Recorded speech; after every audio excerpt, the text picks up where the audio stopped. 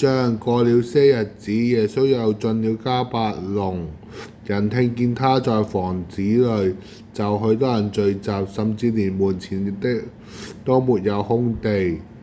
耶穌就對他們講道：有一個人帶着癱子來見耶穌，是用4個人抬來的，因為人多不得靠前，就把耶穌所在的房子拆了屋頂，卻通了，就把癱子連躺過的褥子都下來。耶穌見他們的信心，對癱子說：小子，你的罪赦了。有幾個文士坐在那裏，心裏議論說：這人為什麼這樣說他說妄僭的話了？除神以外，誰能赦罪呢？耶穌中知道他們心裏這樣議論，就說：你們心裏為什麼這樣議論呢？但對癱子說：你的罪赦了，還是起來拿褥子行走，哪樣容易呢？但要叫你們知道，人子在地上有赦罪的權柄。就對癱子說：我吩咐你起來，拿褥子回家去吧。那人就起來，立即拿着褥子，當在眾人的面前出去了，以致眾人都驚奇，榮耀歸於神，說：我們從來沒見過這樣的事。耶穌又出去到海邊去，眾人就了他來，他便教訓他們。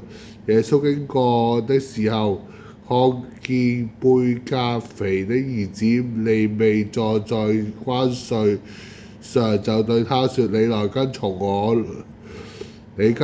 來。他就起來跟從耶穌。耶穌在利未家裏坐席，有好多些稅吏和罪人與耶穌的門徒一同坐席，因為這樣的人多，他們也跟隨耶穌。法利賽人中的文士看見耶穌和罪人稅吏一同吃飯，就對他門徒說：他和稅吏罪人一同吃喝嗎？耶穌聽見就對他們說：健康的人用不着醫生，有病的人才用得着。我本來不是招義人，乃是招罪人。當下約翰的門徒下到和法利賽人禁食，他們又問耶穌說：約翰門徒和法利賽人的門徒禁食，你門徒倒不禁食，這是為什麼呢？耶穌對他們說：新郎陪伴之人同在的時候，陪伴之人豈能禁食呢？新郎還在的時候，他們不能禁食。但日子將到，新郎要離開他們，那日他們就要禁食。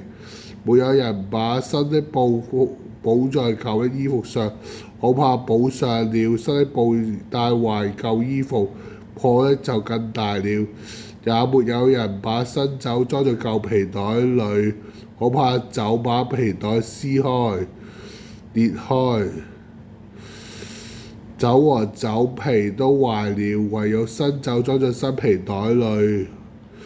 耶穌當安息日從麥田經過，他們門徒的時候含了麥穗。法利賽人對耶穌說：看下你，他們在安息日為什麼做不可以做的事呢？耶穌對他們說：經上記著大衛跟從他的人缺乏饑餓的時候所做的事，你們沒有念過嗎？當他當吃亞比亞達作大祭司時候，怎樣進神的殿吃了陳設餅，又給跟隨他的人吃？這餅除了祭司以外，人都不可吃。又對他們說：安息日是為人設立的，人不是為安息日而設立的，所以人子也是安息日的主。